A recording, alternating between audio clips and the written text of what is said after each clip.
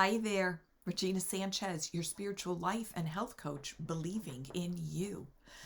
Well, it is morning here for me in Connecticut. I'm not sure when you will get to view this video or podcast, but it is a beautiful sunny morning here in New England.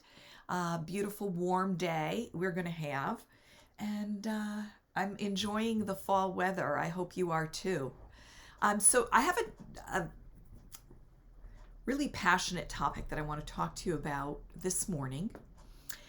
So if you want to take a break and go grab your favorite beverage, I have my second cup of English breakfast tea for the morning. And, just hit pause and then come on back and let's get started on this topic that, as I said, is very passionate to my heart. And my question for you this morning is, what is your emotion of choice? Right? Is your emotion of choice? And we've even heard of this, what is your drug of choice, right? We hear that from alcoholics or drug addicts. What is your drug of choice? Well, the question I ask is, what is your emotion of choice? Because many of us have emotions that rule us, and they are unhealthy emotions. Emotions like fear, worry, stress or anxiety, criticism or unforgiveness, feeling unworthy or always applying condemnation to yourself. And know that, these emotions get held in our muscles and in our cellular memory. They don't go away. We may think we don't have that emotion anymore because maybe a specific circumstance that was, rising an emotion of worry, let's just say, in you.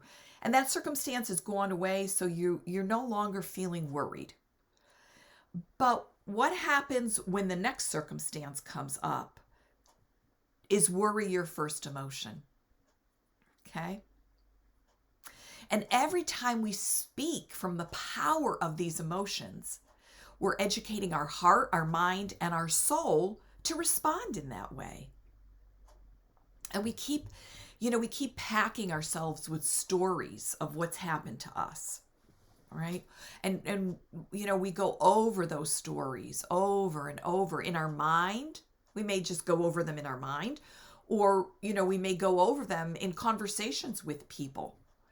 And we keep sort of activating that emotion: worry, stress, anxiety, anger, unforgiveness, whatever that emotion might be. And we never, stop to take a deep breath and say, okay, how am I going to move forward? How am I going to be delivered, healed, released from this negative emotion and move forward in life, and even in that circumstance you're in?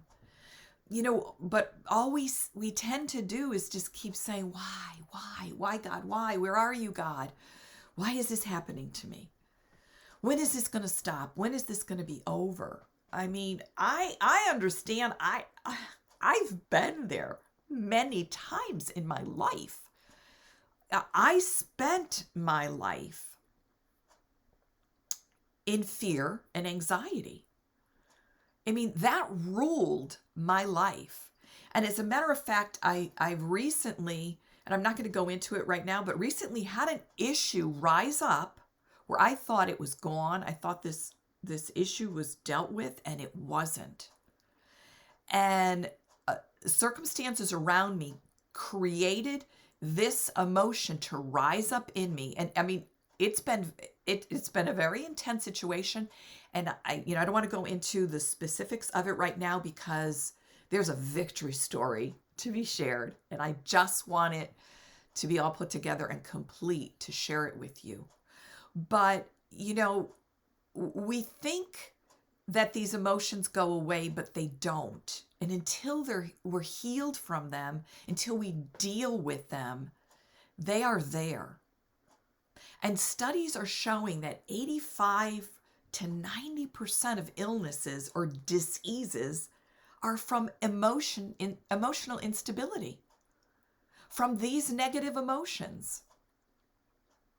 And not only do these emotions cause these diseases in our life, in our body, they also rule our thoughts and our choices.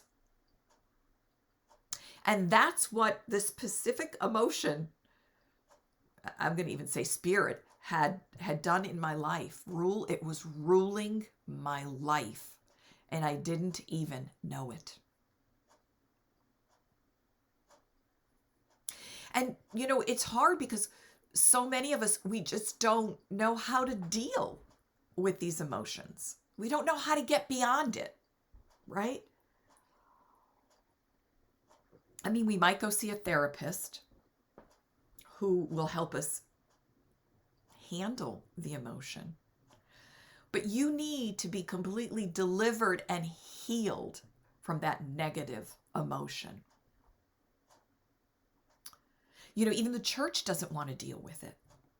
I remember in the mid 90s, I was at a conference, a women's conference in Providence, Rhode Island.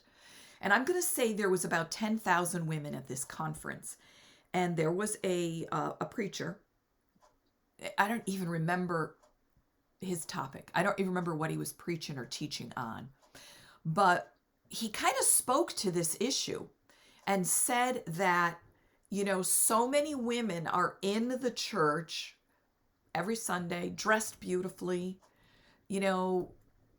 acting loving and happy and, showing all these wonderful emotions but deep inside are in tremendous pain because the church isn't helping women deal with being raped, being abused, being molested. And he said, and now this is in the 90s, and that statistic has changed. And I'm going to say it's probably 2 out of 4 right now. But at the time, I'm going to say it's probably 3 out of 4.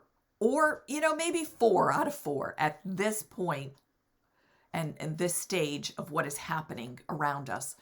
But at that point, he said, 1 out of every 4 women in church have been molested, have been raped, have been abused. And as he said, the church does not want to deal with it. But he made the point so powerful because he was standing in front of 10,000 women.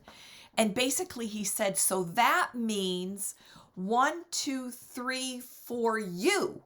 1, 2, 3, 4 you. 1, 2, 3, 4 you. And he was trying to point out that every 4th person or every 4th woman was probably dealing with an abuse, an emotion, being raped, being molested. And the church doesn't deal with it. And so, his point was we have to deal with it. We can't just let these poor women sit in this emotional pain. And, I know for me, when I was dealing with my prior sexual abuse, and I was, working with a counselor, she was a Christian counselor. So we approached it really from a godly perspective. And every time I would have a session that was painful, a memory was coming up that gosh, I wanted to run out of the room.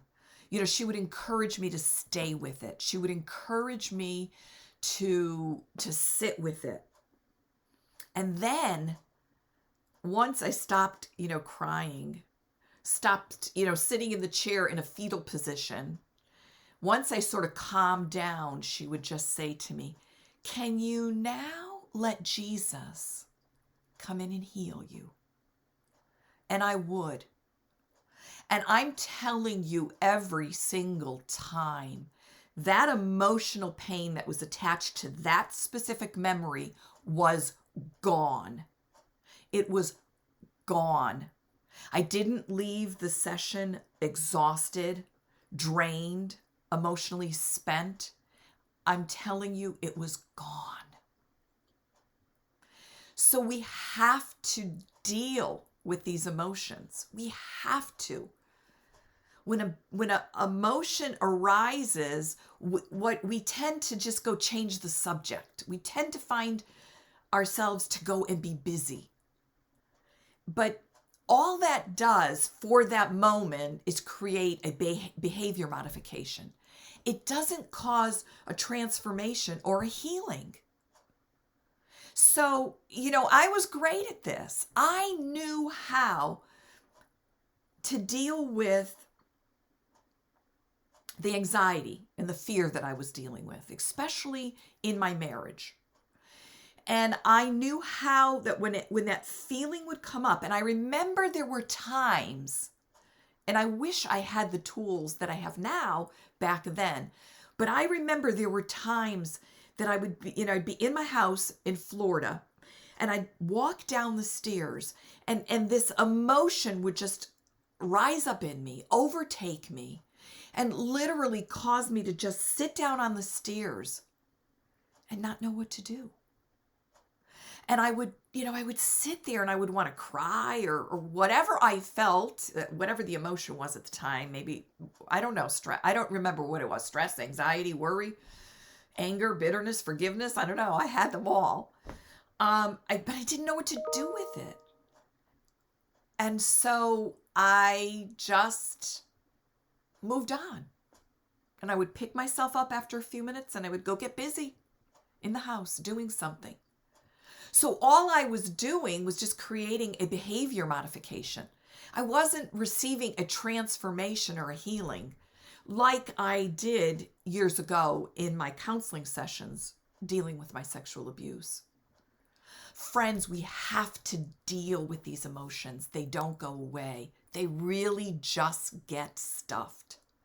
And like I said, I had something, recently rise up in me that I thought was gone, and it wasn't. And I did get to the root. I did understand what was coming, where it was coming from. And I will do a teaching on that, down the road. But we have to desire to let the emotion of peace rule in our life. And we have to receive healing from those negative emotions. So what is the answer? I believe the answer is having a spiritual life, having a spiritual relationship. I choose to have that spiritual relationship with the creator of the universe, not with the universe, but with the one who created me, the one who created the universe and created myself. And so one of the things that I've started in my school of giving you a fresh start is a course that I'm about to release module 3 within the next, by the end of the week. I'll have it done. I've already got 2 modules released, but I have a third about to be released, and then there will be 3 more. And actually, there probably will be more than that because, the more I work and delve into these teachings, I find there's more topics to talk about. But my passion and my heart is to help every woman have a fresh start, right? My heart is to guide you to a life of peace, joy, love, and health. So my educational school is here to shine light on truth. I want to encourage you to move in freedom, and I want to revive your life to that peace, joy, love, and health by giving you a fresh start. Because no matter where you are, no matter what is going on, every day we have a fresh start. Actually, every minute of every day, we can have a fresh start. But sadly, there could be obstacles along the way that prevent us from getting started. We don't know how to get started. I believe for me, the foundational key to begin having a life and having a fresh start in your life, and allowing peace and joy to come in, is a foundation of a spiritual life. I believe that is critical. And I believe that once you have that foundation, then you can move on from there and other things will begin to fall into place. So the teachings that I've done so far is, just kind of re-educating people, or just kind of refreshing people on, why did Christ come? Why did Christ come from heaven to earth? What was the purpose? What was the reason? And that when you do choose to have a relationship with him, you've become a new creation. A new creation. That means the old stuff in you is gone. Unfortunately, there's an enemy that doesn't want you to know that. I taught on, how does God speak to you? So you can know what are the ways that he speaks to you, so that you can hear his voice, know it's his voice. What is faith? Living in faith, that is critical to our life, because we can't please the Father without faith. The second module talks about what is God's plan for us. I talk about how to live in the Spirit. As I taught in this specific teaching, that was a very frustrating thing for me. We need to live in the Spirit, live in the Spirit. Well, what does that mean? Live in the Spirit. Do I go live in outer space or something? I didn't know what that meant. God revealed it to me, right? Another teaching is using the Word of God as our weapon, or unbelief in the way we think and how that affects us. And then lastly in that module was who we are in Christ. Who does he think we are? Who does he see us as? Who does the Father see us as? Not who we think we are, but who the Father sees us as.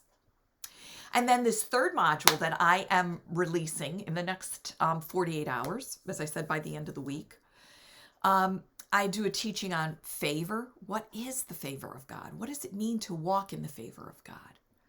What does it mean to have that free gift of grace that he gives to each of us that believe? And do we understand? I loved this teaching. Do we understand what the love of God is and loving God?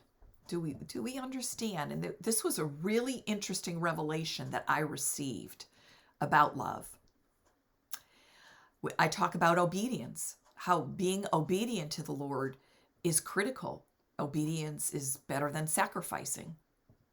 And so many of us think that we have to sacrifice to God and sacrifice to the Lord. And no, he wants us obedient to living in the truth of his word, obedient to living in love. And then the last teaching in that topic, or in that module, is on forgiveness and the importance of forgiveness. And it is a hard topic for some people to grasp. Believe me, when I first started getting some teachings on this, that I'm going to say back in the late 90s, it was very hard for me to accept. It was very hard for me to receive, and it was very hard for me to walk in. I was dealing with so much pain in my life. I was living in an abusive situation, and for me to forgive was almost an impossible thing for me to do. But I've learned from it, and I've learned and understood, and now understand really what does forgiveness mean? What does it mean to forgive someone? And so we go over that in the teaching.